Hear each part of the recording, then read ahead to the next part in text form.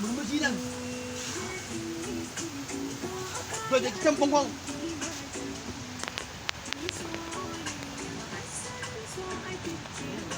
kun rabu nan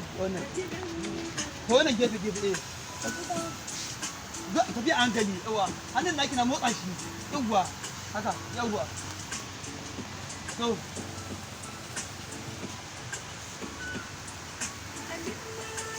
ban sama ya sauka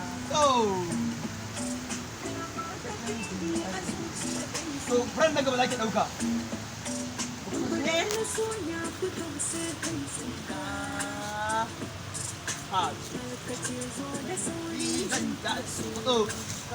to ya anan to yi baya baya kina yi happy dan Allah yi baya baya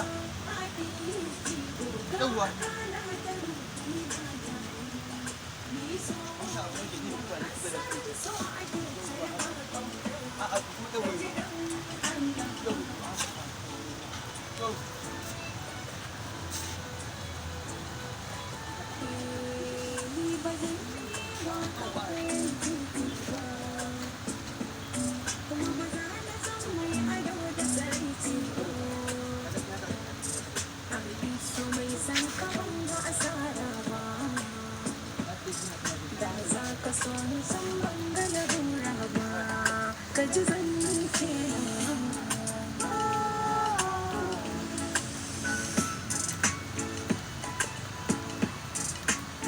Aisha to ina haka